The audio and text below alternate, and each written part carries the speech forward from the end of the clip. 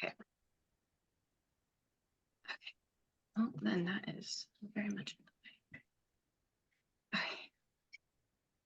Okay. And here we go. Hello, my name is Emma Clark, and today we will be presenting social media dependency.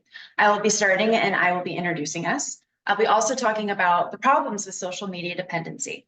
Then we will have Nico, who will be talking about the causes of social media dependency. And after that, we will have Michaela, who will be talking about the solutions for social media dependency, and she will also be concluding our presentation. Social Media and the Effect It Has on Mental Health by Emma Clark, Zhajing Liu, and Michaela Matthews. What is social media dependency? This is a problem faced generationally. From a young age, many have been exposed to the internet and because of this, developed a dependency. Social media can do so much. It makes connecting so much easier. Information sharing is at an all-time high. It has its benefits and also its downfalls. It's a way to keep in touch with friends and loved ones. It's also a great way to stay informed on current events. All of this sounds good, right? Sadly, it does come with the side effects. Being so exposed to the internet and social media eats away at mental and physical health. The effects of social media on health is a very serious concern. According to Nancy Skinner in 2024, social media companies have designed their platforms to addict users, especially our kids.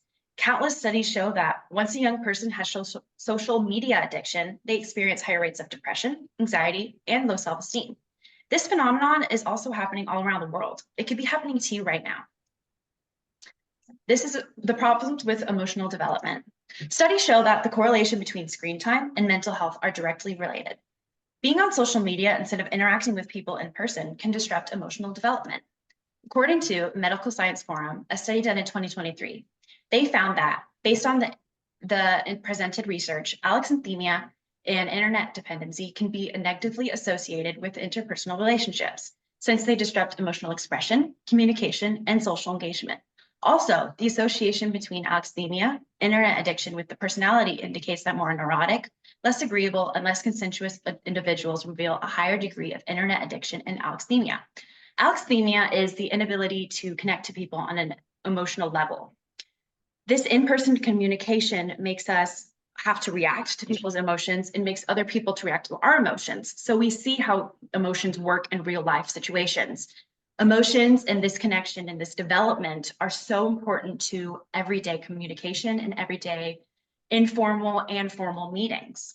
When we don't have this, there's a disconnect. We don't really understand what's real and what's fake, and we're not really understanding what's right and what's wrong. Because of this inability to understand what is happening and the emotions behind what they are seeing, children are unable to help themselves and they're falling victim to the misuse of media. According to Cal Matters, a study in 2023, they found that a California teenager committed suicide in her bedroom after watching disturbing videos of a simulated hanging.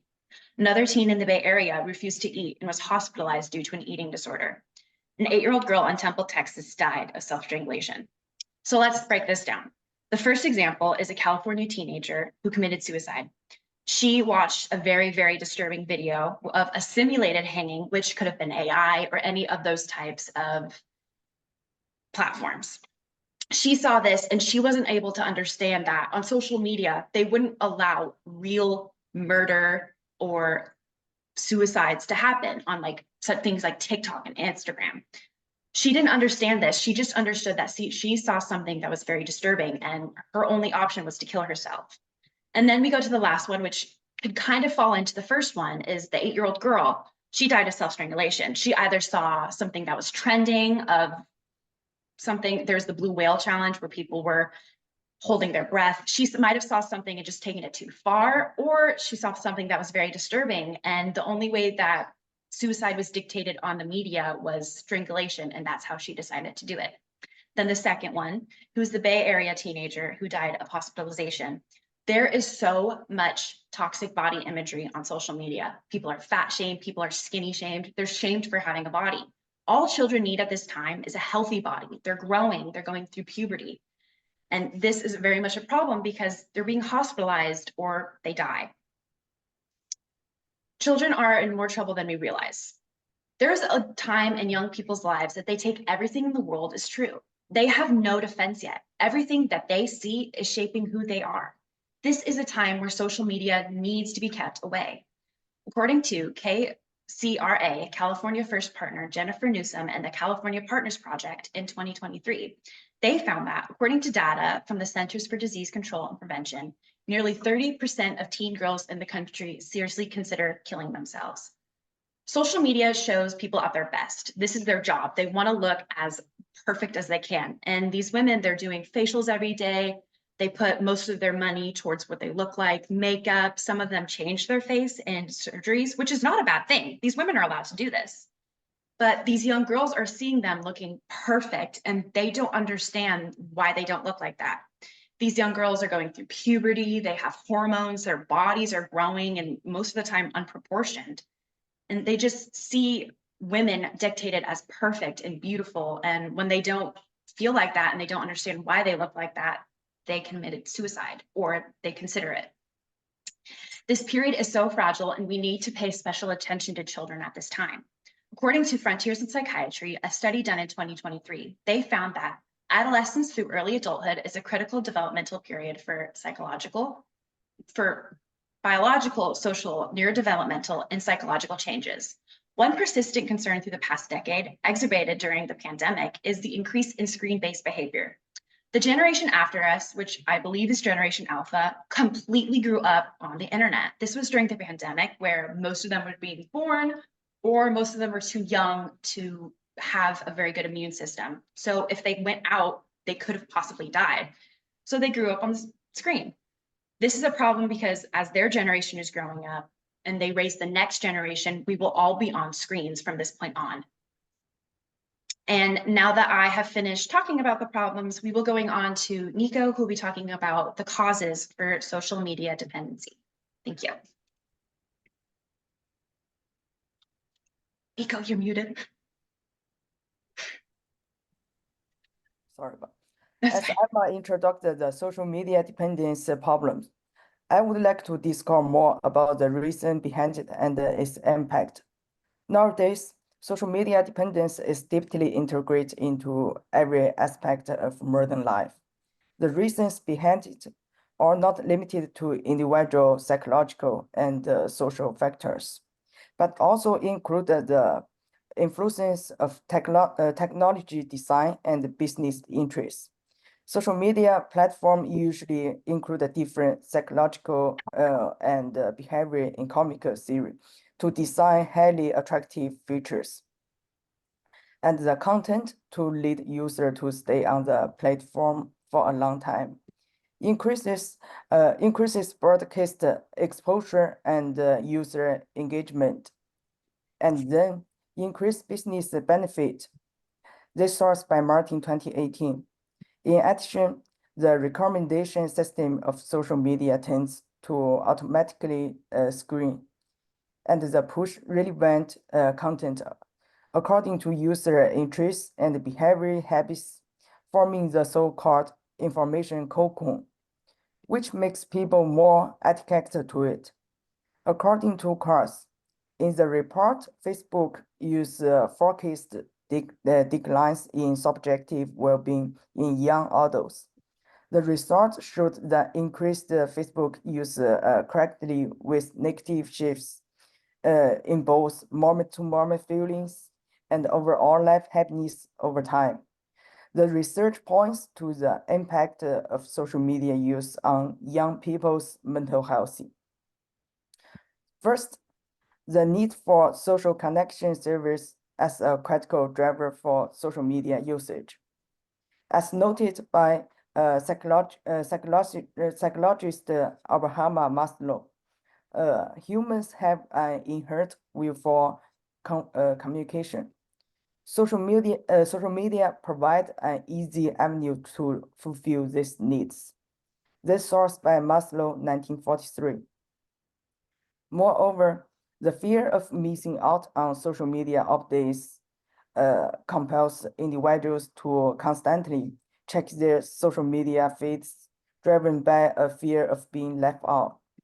This fear of missing out, coupled with instant gratification provided by social media, creates a cycle of dependence that's difficult to break. Its causes individuals to lose real communication and connection with those around them. Furthermore, the neurological aspect of social media application cannot be overlooked. The release of dopamine, a neurotransmitter associated with reward, is triggered by social media use, highlight the behavior and leading to dependence. Additionally, entertainment offered by social media serve as coping system for individuals seeking to evade the challenges of real life. Constant use of social media may also lead to a decline in cognitive function. Spending too much time on social media, people may neglect the important tasks and the relationships in real life, which affect their work and social abilities. However, the result of too much social media usage are profound. Research has shown strong links between social media use and depression. Online socialization may lead to reduced face-to-face interaction and increase the feeling of loneliness. Overuse of social media may also lead to poor sleep quality, reduced self-control, and emotional stability. This source by Fodley 2014. Based on the mental health analysis report, the increase of information amount and the separate of false information on social media can lead to confusion, causing mental health problems. Longer use of social media can also affect physical health, such as eye strain, and even become a trigger for mental illnesses, such as depression and anxiety.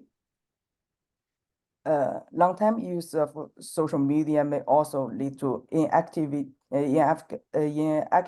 and poor posture, increasing the risk of disease. And the separate of false information can also lead to the bad effective. All right, I think, yeah, now that I have talked about the causes, and I will move to Michaela with the solutions for social media dependence and our conclusions. Thank you. Thank you, Nico, for explaining some key concepts that cause social media dependency. I'd like to move on to discuss some solutions and treatments for this addiction. There are ways to prevent becoming addicted to social media, such as taking the occasional digital detox that can help avoid developing habits that can potentially lead to social media addiction. I'll go over some useful methods of a digital detox here shortly. As you're focusing on your detox and treatment methods, it's important to remember that completely cutting off access to social media does way more harm than good. You shouldn't just lock your phone away and throw away the key. That's a well-known tactic called going cold turkey, and that can lead to anxiety and potentially bring you right back to where you started. Make sure you're taking this one step at a time. It's a marathon, not a sprint, and even baby steps are still considered progress. Instead, try starting small with not looking at your phone for 10 minutes today, 20 minutes tomorrow, and just keep slowly progressing towards not checking your phone for an entire day. Newport Institute also suggests specify 3 periods on those days when phone use is permitted while keeping the rest of the day tech-free. Going back to that digital detox, these are just more helpful habits to use to help break that cycle of constantly staying on your phone. A good habit to develop would be to turn the notifications off on your phone. This is kind of like an out of sight, out of mind ideology. If you don't know there's something to check on your phone, you're less likely to pick it up.